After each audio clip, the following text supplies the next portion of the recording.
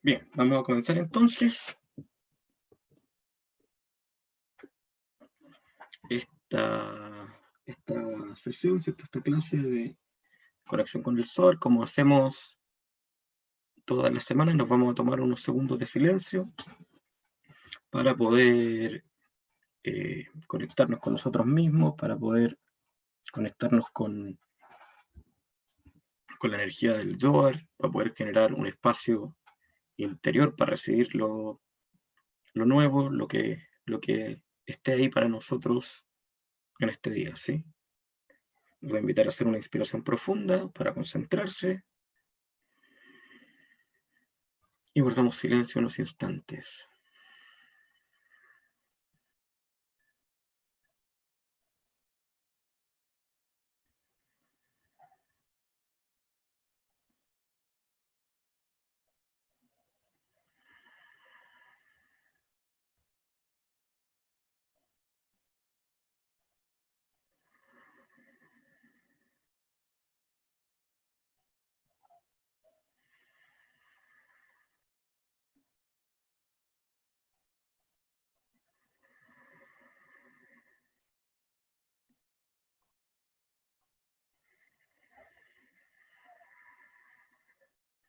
Quiero estudiar para que el estudio me lleve a la acción y a la rectificación de mis intelectos, mis emociones y mis instintos. Amén.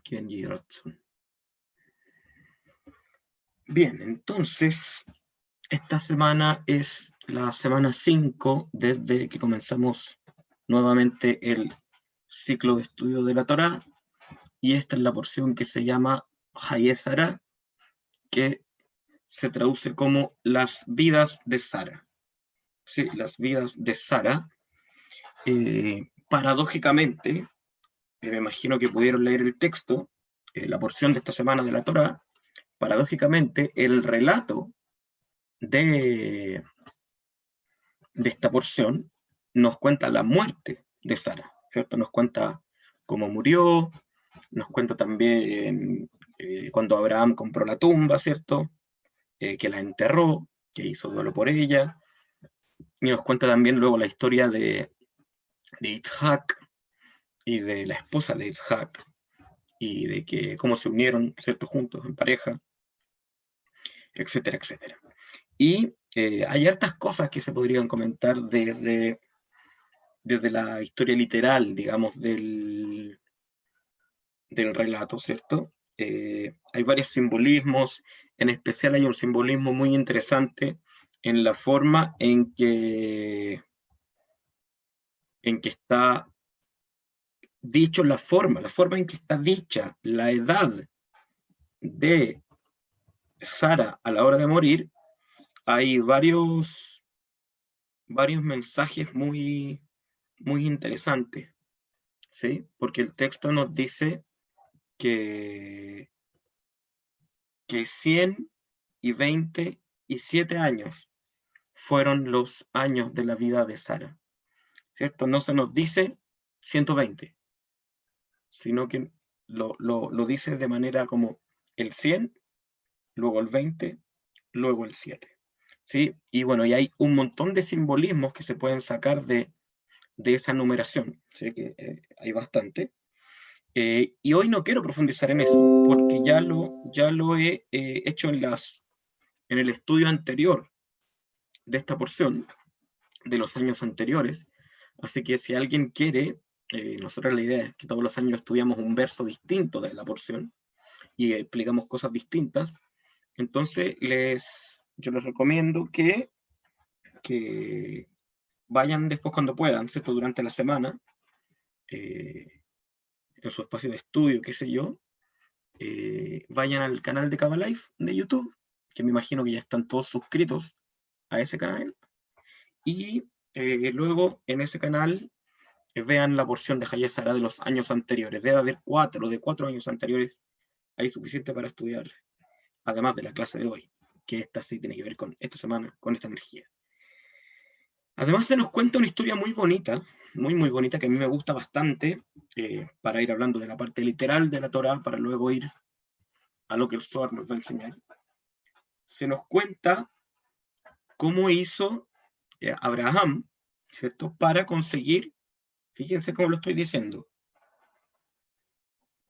para conseguir una esposa para Isaac, para su hijo Isaac, ¿sí? Y dice que mandó a su siervo, ¿cierto? A su siervo llamado Eliezer. Y aquí es súper interesante esto, porque Abraham le dice a Eliezer, ¿cierto? Que su hijo ya se tiene que casar, ¿cierto? Pero lo manda cuando Sara muere.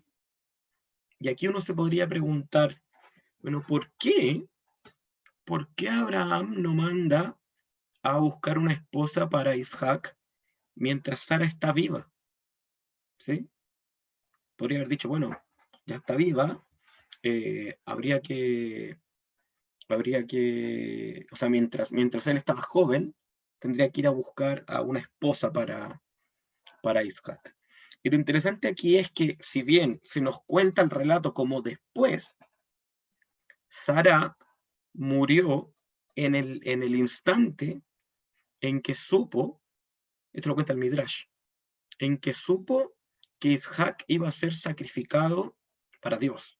Imagino que recuerdan esa parte del relato, ¿cierto? La semana pasada estudiamos esa parte, o sea, no estudiamos esa parte en particular, pero esa parte estaba en la porción, donde el Creador le pide a Abraham que sacrifique a Isaac. Y lo interesante es que, en general, el relato que nos cuentan y la simbología desde la religión cristiana en particular, nos muestra que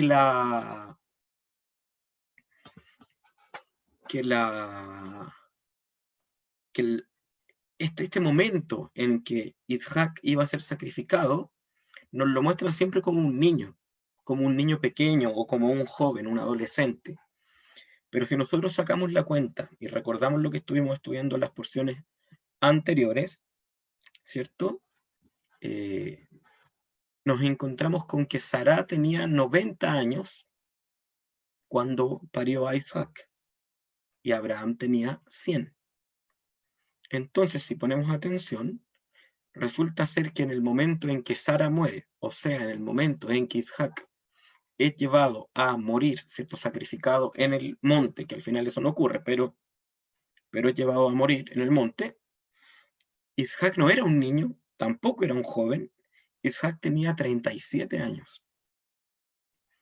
¿Sí? Aquí solo cosa de sacar la cuenta, 37 años. Ahora, entonces, Isaac era adulto. Isaac estaba sufriendo, estaban de duelo. Sara había muerto por enterarse de que era viejita ya, y él se enteró que iba a morir su hijo Isaac, y muere. Abraham se hace cargo de todo lo que tiene que hacerse cargo en términos de hacerse responsable, y aquí quiero sacar algo muy, muy importante que cuéntale después. Compra una tumba, ¿cierto?, para poder enterrarla, y manda a Eliezer, ¿sí? Manda a Eliezer, y Eliezer, el ayudante, que lo traducen realmente como Elazar, pero es Eliezer. Lo interesante es que el nombre Eliezer significa él es Zeri, significa Dios es mi ayuda. ¿Sí? Es como diciendo como que el siervo que tenía Abraham, que ya sabemos que Abraham, ¿cierto?, era la encarnación de Gesed, como que el siervo funcionara un poco como, es como el agente divino, ¿sí?, que va a generar el siguiente paso de evolución del alma, mirando a los patriarcas como aspectos del alma. Y lo interesante es lo que podemos aprender de lo literal de la historia de Eliezer, que aquí viene un tip práctico muy interesante, que si vemos que lo hizo Eliezer, que era un siervo de Abraham, pero que también era un estudiante de Abraham, recordemos que el Midrash nos dice que todos los parientes de Abraham, los hijos de Abraham y los siervos de Abraham, que es lo que hoy día, ¿cierto?, alguien llamaría esclavos a esas personas, pero eran siervos de él, eran además sus estudiantes. O sea, ninguno de sus siervos era ignorante en cuanto a cómo funciona el universo, sino que todos sus siervos también conocían el conocimiento que Abraham tenía. Entonces cuando él le dice, toma estos regalos y ve a Harán, a la tierra de Harán, ¿cierto? Donde vivían los parientes de Abraham, los parientes de antiguo, y que busque esposa. Y Eliezer, cuando va buscando la esposa, que sabemos que la encontró, él, ¿qué es lo que hace? Pide una señal. Y además pide una señal difícil. Ni siquiera es una señal cualquiera o una señal que pudiera darse por coincidencia, sino que él va, ¿cierto? Antes de llegar a entrar a Harán, al pueblo, ve que vienen las doncellas, ¿cierto? A darle de beber a las ovejas, a sacar agüita para las ovejas, y él reza. Eliezer reza y dice, Dios, ¿cierto? Señor, Hashem, si tu siervo ha hallado gracia en tus ojos, o sea, si es que yo estoy haciendo las cosas bien, que cuando yo les pida agua para beber a estas chicas, una de ellas además me ofrezca a darle de beber agua a sus camellos. Y puede sonar como, ya, pero le pidió que le diera agua, o sea, a cualquiera se le podría haber ocurrido, y la verdad es que no. ¿Ustedes saben cuánta agua toma un camello?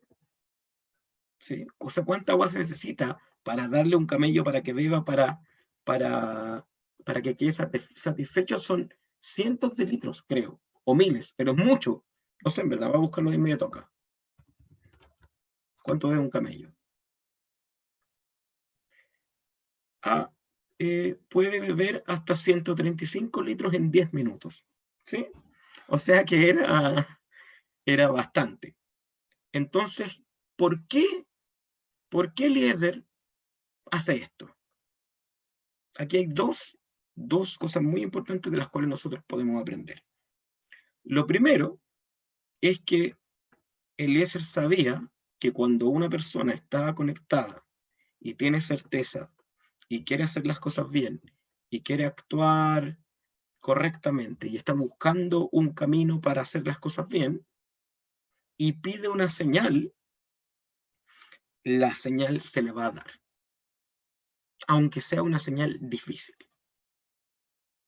¿Sí? Si yo conozco personas que han escuchado esto y han dicho, ok, si tengo que hacer este negocio, que me llame por teléfono un amigo que no me haya llamado hace más de un año y me diga que hay que hacer un negocio, por ejemplo.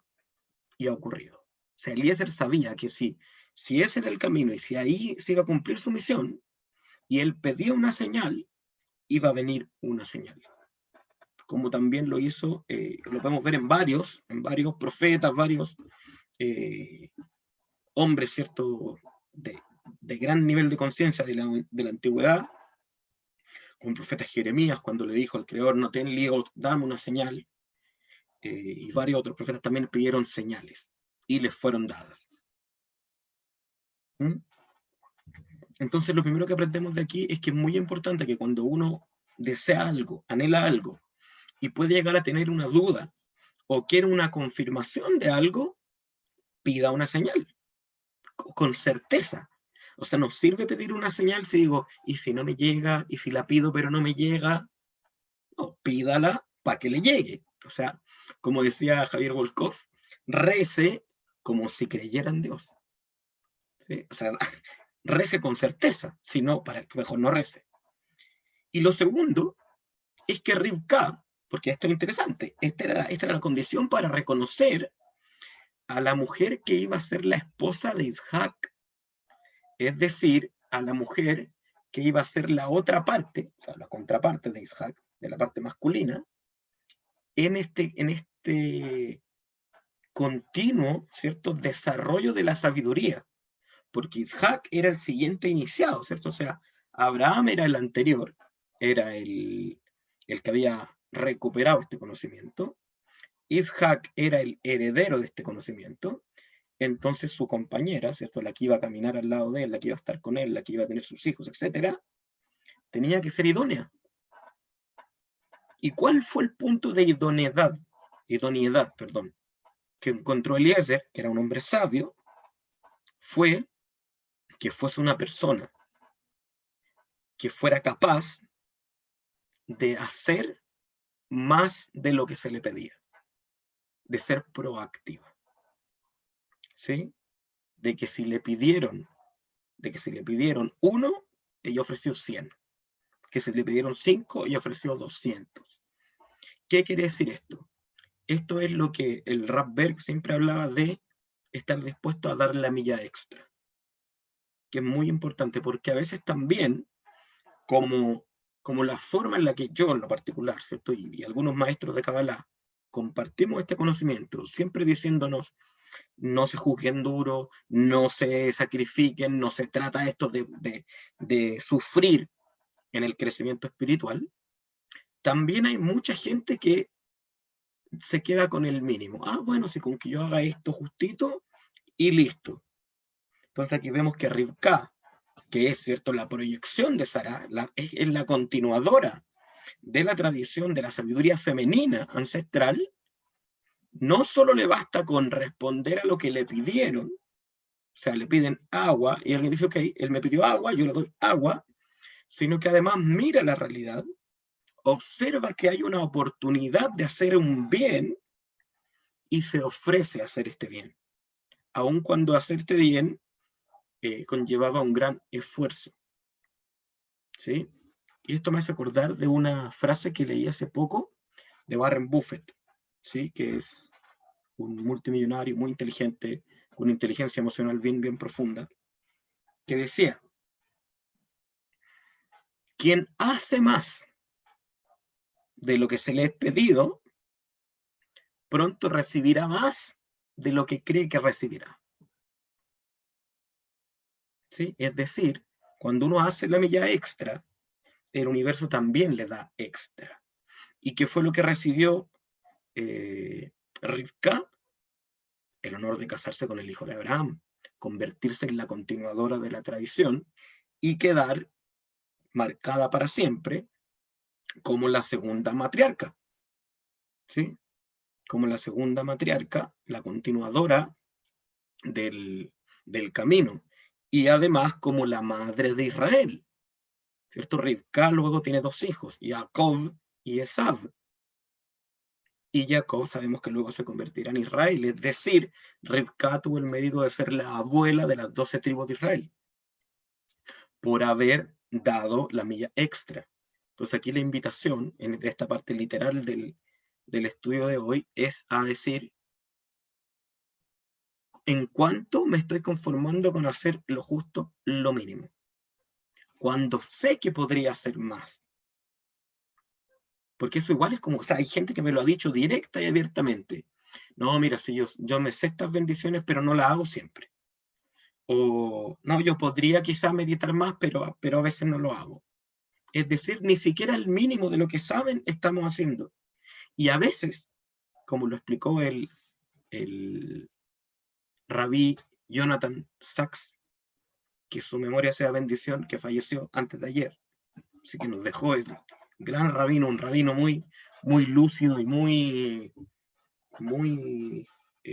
unificador en su discurso, el rabí Lord Jonathan Sachs, que él decía, muchas veces ese poquito que nos falta para conseguir lo que anhelamos depende de ese poquito extra que no estamos dispuestos a dar todavía. Entonces ahí como para reflexionar en eso a partir de esta parte, ¿sí? Quizás hay un poquito más que podríamos estar dando. Quizás hay una necesidad que estamos viendo que no está cubierta.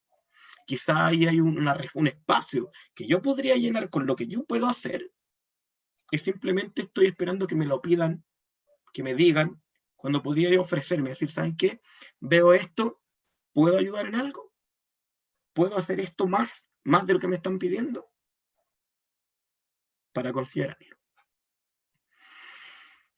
Bien, vamos a ir a ver, a escanear el texto del Zohar de esta semana. ¿Sí?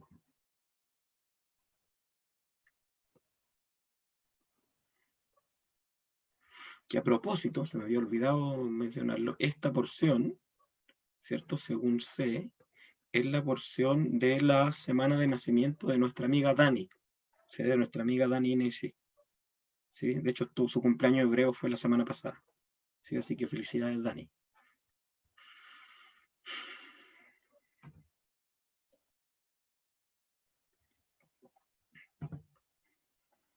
Entonces, vamos a poner la flechita.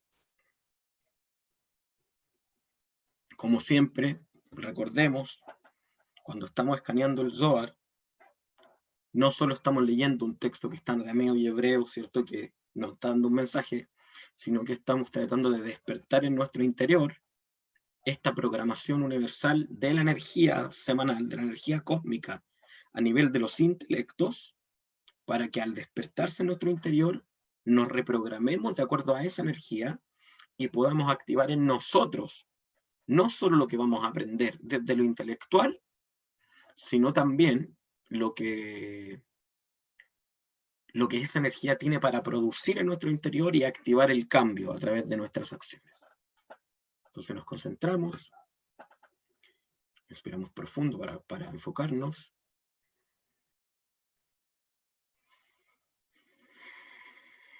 Leemos el Zohar todos juntos.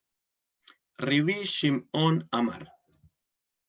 Maish na diktiv bei Baishak Baikach et Rivka Batehilo Leisha Baye Ahaveja Keivan de Amar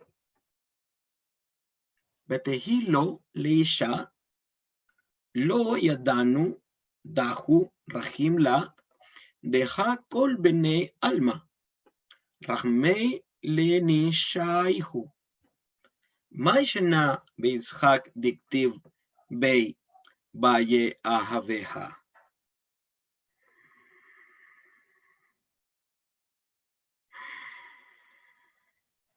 Y leemos en castellano. Rabbi Shimon dijo, así está escrito, y vino Isaac, y tomó a Rivka, e hizo de ella su mujer, y él la amó. Ya que dice, hizo de ella su mujer, se podría asumir que él la amó como cualquier habitante del mundo ama a su mujer. ¿Qué es lo distinto aquí? Para luego añadir la frase, y él la amó. ¿Sí? Entonces aquí hay una pregunta muy interesante de parte de Rabbi Shimon, relatando, ¿no es cierto?, lo que nos cuenta el texto de la Torá cuando Rivka llegó a vivir con ellos. Pero para poder entender esto, tenemos que repasar un poquitito de la historia de lo que ocurrió luego de la muerte de Sara. Nos dice el texto que Sara murió, Abraham compró la tumba, ¿cierto?, que está en Hebrón. Esa tumba, no sé si ustedes lo sabían, y aquí voy a hacer la primera pregunta de la noche para ver si alguien lo sabe, porque hay una cosa importante a aprender, a grabarnos, si queremos saber. En esa tumba luego fue enterrado también, ¿cierto?, en Hebrón. Abraham de eso luchó, ofreció mucho dinero para comprarlo, 400 shekels, mucho dinero, para comprarlas. En esa tumba está enterrado hasta el día de hoy Sara y Abraham, están ahí. ¿Saben quiénes más están enterrados en esa misma tumba? ¿Alguien sabe quién más está enterrado en esa misma tumba? De hecho, hoy día esa tumba es un lugar de peregrinación, es un lugar sagrado, también turístico.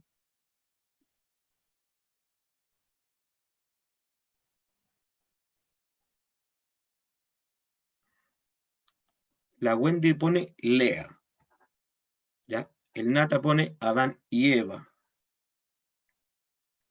Si de hecho, vamos a decir primero, esa fue la razón por la que Abraham pagó tanto dinero por esa tumba, porque sabía que en ese lugar estaba enterrado Adán y Java.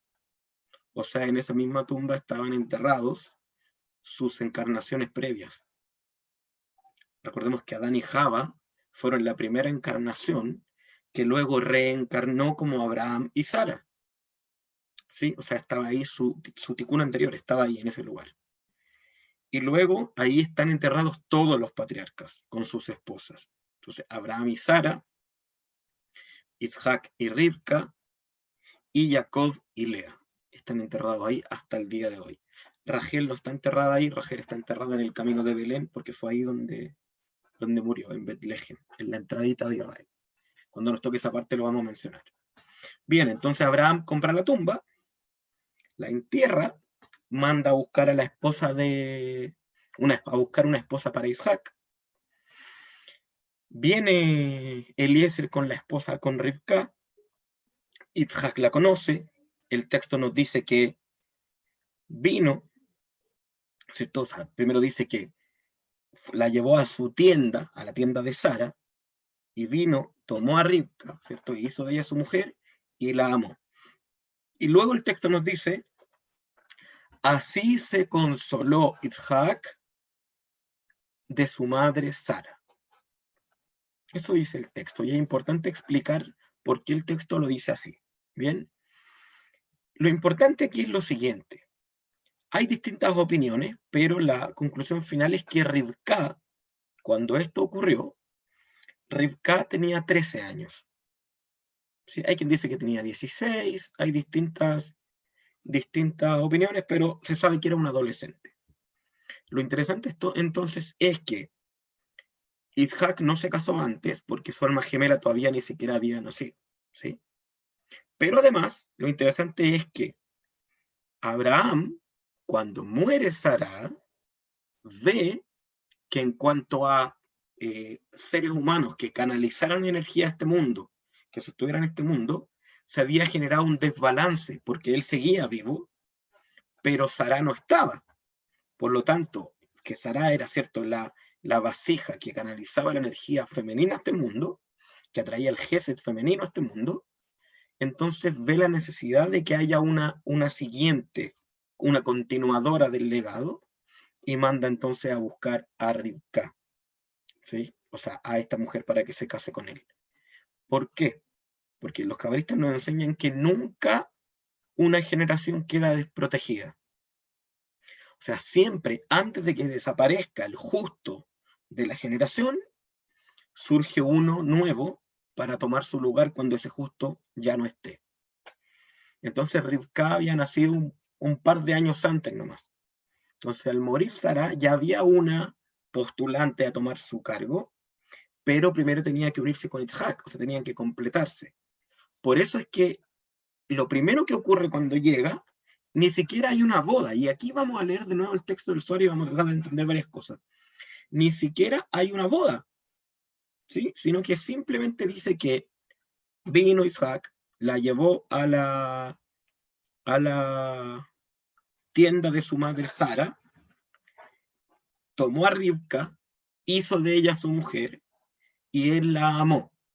Y luego dice, y así se consoló Isaac de su madre Sara. Una cosa muy interesante que lo explica el mismo Zohar unos versos más adelante, es que el texto no dice, así se consoló Isaac de la muerte de su madre Sara, sino que dice, así se consoló Isaac de su madre Sara. ¿Qué es lo que explican los cabalistas en el mismo Zohar y los comentaristas ahí? Dicen que como no había pasado todavía una semana de la muerte de Sara, cuando Rivka llegó a donde vivía Abraham, el alma de Sara todavía estaba en su tienda. ¿Sí? Todavía estaba en su tienda. O sea, todavía estaba su energía ahí presente. Entonces, que cuando Isaac entró con Rivka a la tienda para convertirse ahí en marido y mujer, qué sé yo, para volverse familia, entonces Sara contempló eso y entonces pudo estar tranquila y decir, ok, ya no soy necesaria acá, ya hay alguien más que va a tomar mi rol como canal, ¿cierto? Como iniciada, y entonces Sara pudo irse y descansar.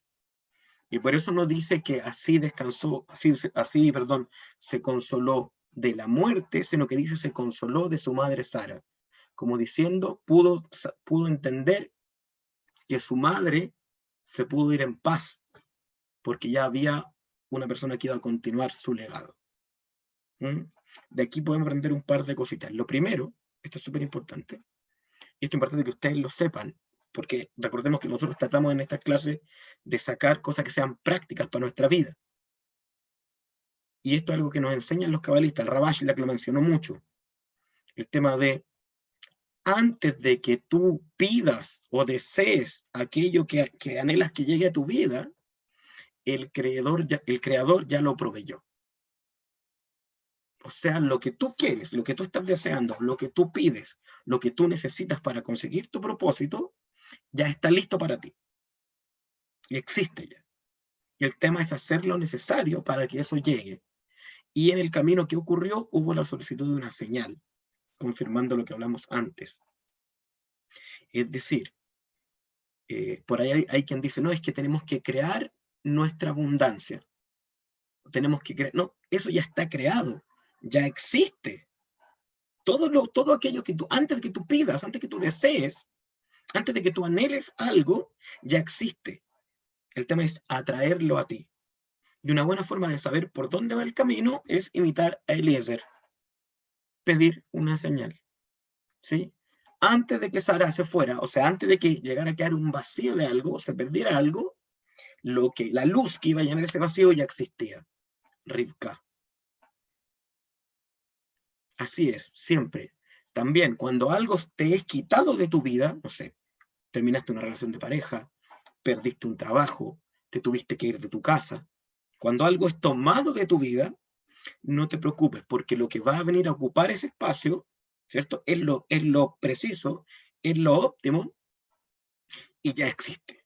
Ya está preparado para tomar ese lugar. ¿Sí? Simplemente hay que atraerlo.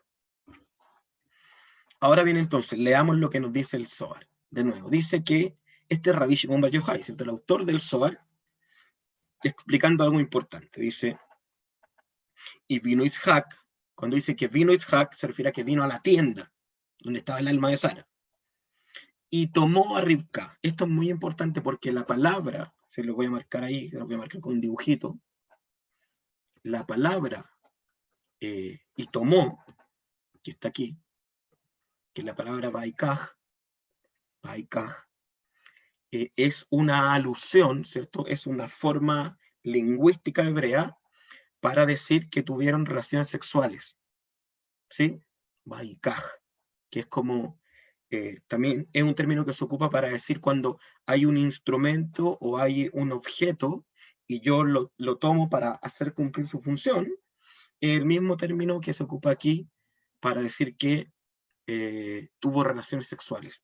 Por eso le añade, ¿cierto? Dice, Baikaj et Rivka, o sea, digamos, se acostó con Rivka, pero le añade algo muy interesante. Batehilo leisha, e hizo de ella su mujer. Pregunta, una pregunta interesante, esta pregunta se le hicieron a Rashi, a Rabbi Shlomo Izhaki, el más grande exégeta de la Torá de todos los siglos.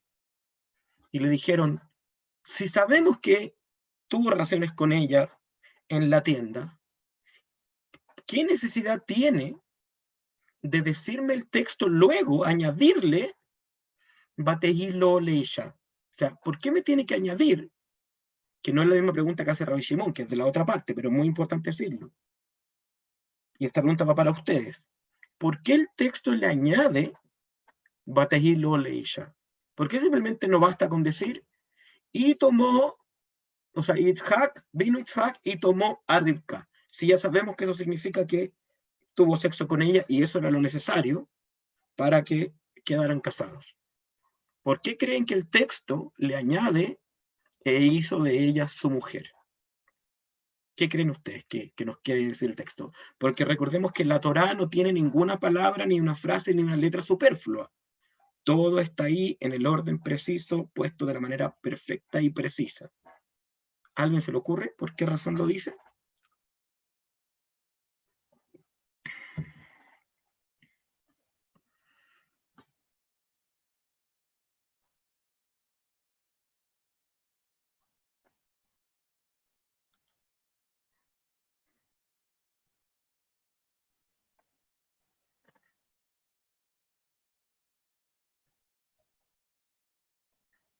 Daniel dice, veo que se une en 3 niveles.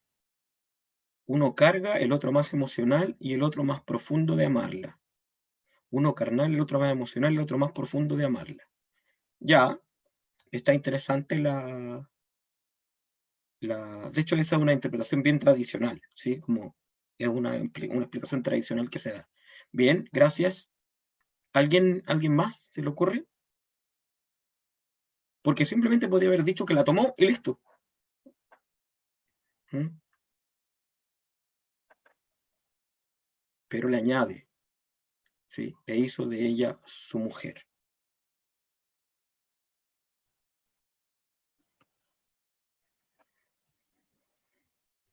Ya, Daniela dice quizás porque una cosa es tener sexo y la otra todo lo que conlleva ser su mujer, los cuidados, el amor, las atenciones, cuidarla, etc. Ya, suena bastante bonito, sí, suena bastante bien.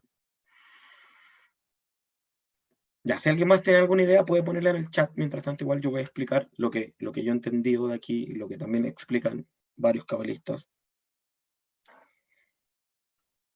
Lo importante aquí es la intención que tenía Isaac. Isaac tenía una intención al hacerlo. Y esto es súper importante, porque el texto podría decir, Baikaj et Rivka, y tomó a Rivka. Y podríamos asumir que así fue como se casó con ella, y se quedó con ella, y fue su mujer, y vivieron juntos, etcétera, etcétera.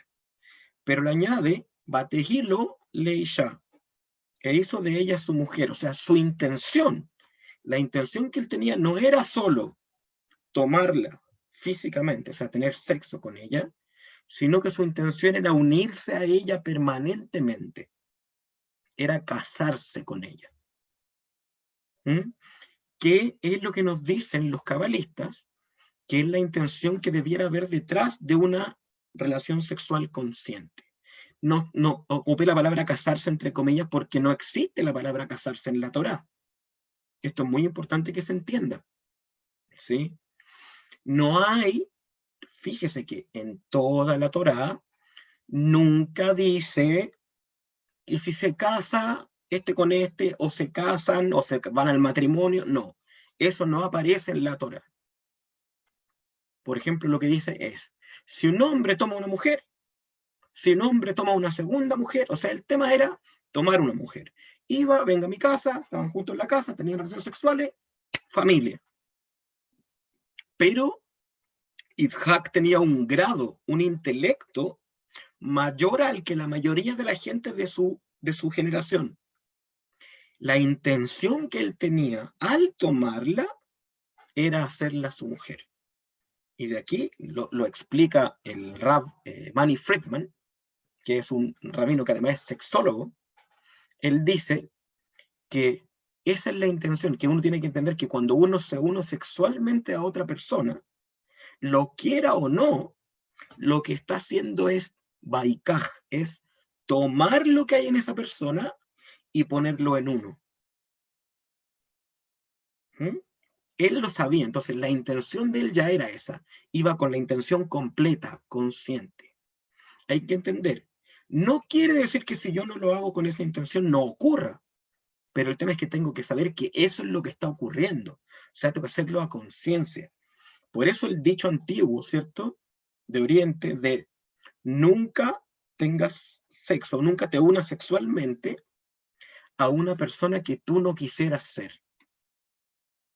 Porque cuando hay una unión sexual, uno se convierte en la otra persona. O sea, es decir, yo tomo, por eso es Vaikaj, tomo lo que la otra persona tiene en mí, lo hago parte de mí. Y al revés también. Entonces se produce una unión trascendente. Y Isaac lo sabía. O sea, él entendía que esa unión no era una cosa momentánea, solo carnal, como decía Daniel. No era una unión solo carnal. Era una unión energética, una unión espiritual. ¿Sí? Y esa es la conciencia que debiéramos tener cuando estamos anhelando estar en pareja o cuando tenemos relaciones sexuales con nuestra pareja, entender que cada vez que hay este baikaj, el tomarse el uno con el otro, no es solo un acto carnal, no es solo un acto físico, ni siquiera, como profundizó Daniel, solo un acto emocional, sino que hay un acto de intercambio energético, inevitablemente. Pero el texto sigue, y dice, Valle Ejaveja,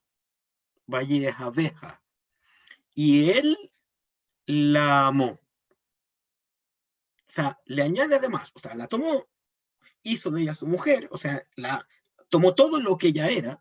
Me había olvidado de esa parte. Así que esto se lo escuché al Raman Brownick Yar. No igual como se lo voy a explicar yo, porque se alargó, pero...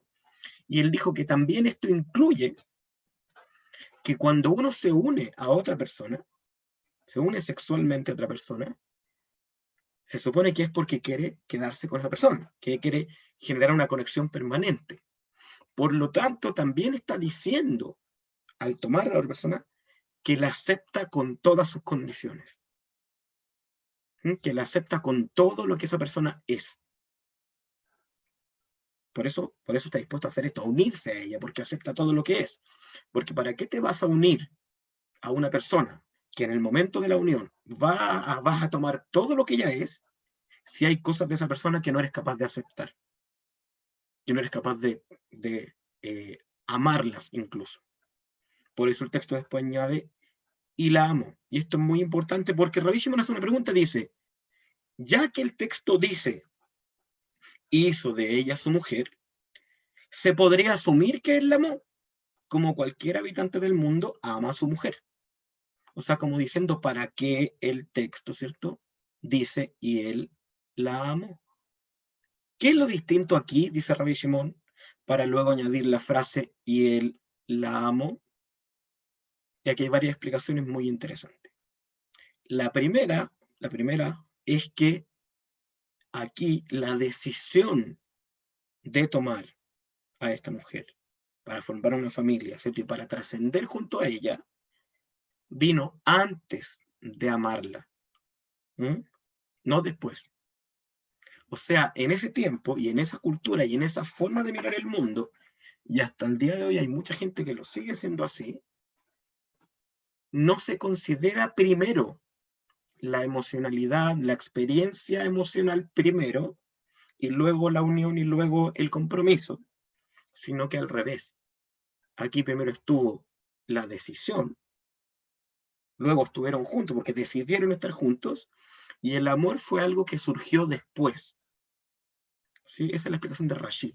El amor surgió como consecuencia de que tomaron una decisión consciente de ir en un camino de vida juntos, de trascender juntos, y eso como consecuencia hizo que surgiera el amor. Yo nunca me voy a olvidar de una cosa que me pasó a mí, un testimonio personal. Yo he estado comprometido para casarme 2 veces, pero solo me casé una, ¿ya? Y la vez anterior que estuve comprometido para casarme, o sea, habíamos tomado el compromiso, todavía no era oficial, pero ya lo habíamos hablado oralmente. Fuimos donde un maestro y él nos pregunta, menos mal que yo tenía un poco más de estudio que mi novia de ese momento, ¿por qué se quieren casar? Entonces yo le digo, bueno, porque es una mitzvah, primero, ¿sí? Unirse está escrito, ¿cierto? Y el hombre dejará a su mujer, a su padre y a su madre, se unirá a su mujer, serán una sola carne, o sea, una mitzvah. Crear familia es una mitzvah. Dije, además, tenemos las mismas cosas en común, queremos lo mismo de la vida, y queremos construir un hogar, queremos servir a Dios. En ese momento esto era judaísmo, entonces. Y le pregunta a ella, y ella dice, nunca me voy a olvidar la cara del maestro, ella dice, porque estoy enamorada.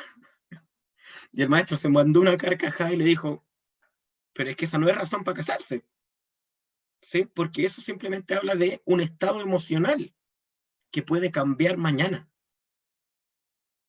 Y uno no puede tomar la decisión de unirse permanentemente a otra persona solo basado en un estado emocional. Menos si las emociones de cada uno de nosotros, de la persona, no están aún rectificadas, menos aún. Sino que una decisión trascendente, es decir, la decisión de unirse a otra persona, tiene que surgir de la conciencia. de la comprensión intelectual, del entendimiento de que hay un propósito juntos, de que hay una unión permanente, de que de seguro lo más propósito es que haya una reunión de almas. De ahí puede surgir la decisión.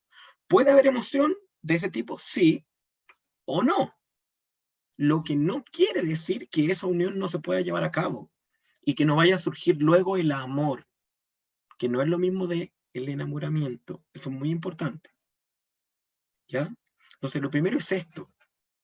En la cultura cabalística y en las enseñanzas de la Kabbalah, cuando se desea, ¿cierto?, concretar una relación, cuando se desea llevar a cabo un plan, aunque no necesariamente hablando de relaciones de pareja, un plan, un propósito, no se espera a sentir, ay, que ya, es que no siento que tenga que hacerlo. No, no, no.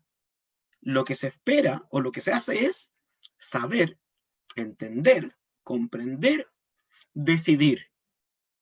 Y al decidir y al hacer, entonces se activa la emoción, la energía detrás y se manifiesta eso como consecuencia de, no como motor de. Y de ahí, y esa es una de las razones que esto también lo dice el Rabban Ramanillar en su libro Casados o Cansados, él dice, la razón por la que hoy en día en el mundo tenemos una alta tasa de divorcios es porque la gente se casa por emoción. Se casa porque siente algo. Se siente en amor. Se siente, ay, que le amo tanto y tantas cosas y siento que no puedo vivir y nada, nada, nada. Sé que suena un poco burlesco, pero es así. Entonces, como las emociones fluctúan, porque no son permanentes, porque son energía, fluctúan, en un momento eso ya no está y ya no hay nada que una la relación. Y aquí, muy bien como lo decía Daniel, aunque yo lo voy a interpretar de otra manera, aquí hay 3 niveles de unión. Está el nivel de la decisión, ¿cierto? Es decir, y vino Isaac, tomó a Rivka, la decisión de tomarla, ¿cierto? Que en un acto físico. Luego dice, e hizo de ella su mujer. Es decir, un compromiso, tomó el compromiso, este es el aspecto intelectual, tomó un compromiso, ella va a ser mi mujer, o sea, no es solo una persona con la que voy a tener relaciones sexuales, sino que va a ser mi mujer. Y tercero, él la amó, fue una decisión también, pero entonces ahí surgió entonces esta energía del amor como consecuencia de ella. ¿Mm? Entonces hay 3 aspectos que se tienen que manifestar. Está la acción, la parte química, sexual, por supuesto, ocurre ahí. Está la decisión, el compromiso, y está la emoción. Las 3 son parte de ella. Pero no necesariamente tiene que la emoción surgir primero, sino que puede surgir primero simplemente la decisión. De hecho, lo primero que hubo aquí fue la decisión. Ah, esta es la mujer con la que tengo que casar. Claro, porque ella es la que viene a recibir la herencia de tu madre energética. Ah, perfecto. ¿Nos casamos? Nos casamos. La decisión primero. Luego estuvo la acción y luego surgió el amor. De hecho, por eso a la acción de tener relaciones sexuales con este compromiso se le llama hacer el amor, porque crea amor, crea energía de amor. El otro aspecto que podemos entender en que él diga, somos un poquito de la hora, en que él diga, y él la amó, es algo que también es muy importante entender. Y él la amó, ¿cierto? Como un verbo presente, como consecuencia de lo que ocurrió, es que él hizo acciones hacia ella. ¿Sí? O sea, porque uno dice, bueno, pero yo te amo. Y es como si, ¿y qué significa que me amas?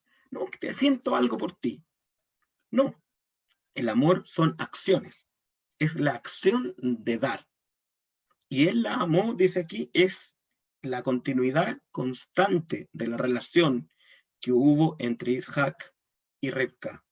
Él la amó, es decir, él dedicó su vida a entregarle a ella lo que ella requería para ser feliz. O sea, lo podríamos traducir como, y él le dio a ella todo lo que ella requería, continuamente, permanentemente, porque eso es el amor. Acciones de dar, aunque uno no sienta, aunque no haya una emoción. El amor es la acción de dar, la acción de compartir. Cuando estoy compartiendo, estoy amando. Cuando no comparto, no estoy amando. Aunque esté sintiendo o no una emoción que llamamos amor. De verdad, el amor es una energía que se activa cuando yo comparto deseando el bienestar del otro, deseando que el otro sea satisfecho, que el otro sea feliz, que el otro sea pleno. Entonces, vamos a terminar con esto. A mí me parece, debo estar seguro, que cada uno de nosotros anhelamos tener relaciones de amor, ya sean relaciones de pareja como relaciones de otro tipo. ¿Sí? Y las relaciones de amor deben incluir estos niveles, tanto relaciones de amor de pareja como otro tipo de relaciones. Una decisión, o sea, la decisión continua de seguir en esa relación o de iniciar esa relación, que es lo primero, lo que motiva es la decisión.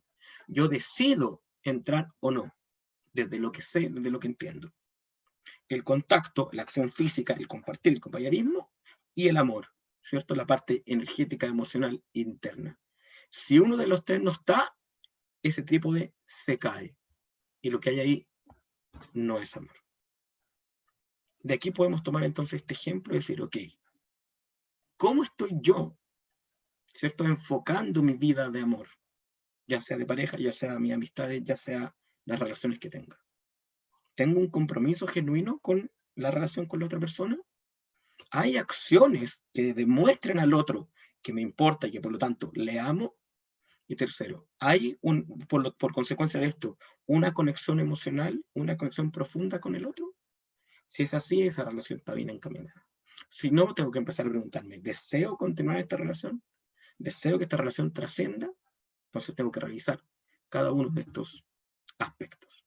Pero lo más importante, con lo que no tenemos que quedar acá, es que lo primero viene la decisión. Y cuando viene la decisión, surge todo lo demás. Y la decisión viene del conocimiento objetivo, de saber lo que quiero, de saber lo que deseo y de encontrar a alguien que diga, esa persona cumple con las condiciones para que yo pueda dar lo que anhelo dar y experimentar lo que anhelo vivir.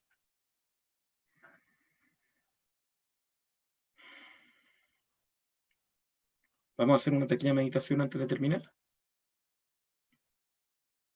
Les voy a invitar a cerrar sus ojos.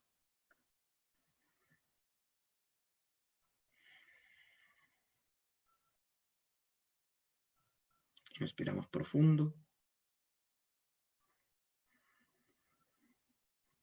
Integramos las ideas estudiadas y aprendidas hoy.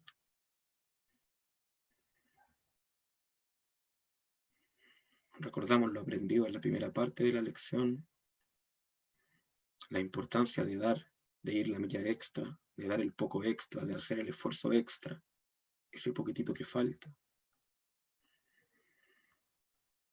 Y también la forma y el orden en el que creamos y manifestamos amor en este mundo.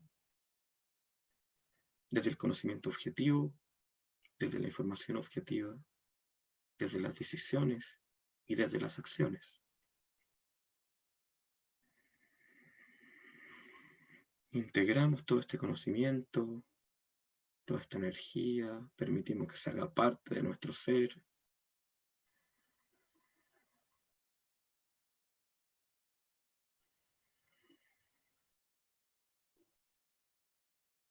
Hacemos una última inspiración profunda y liberamos lentamente.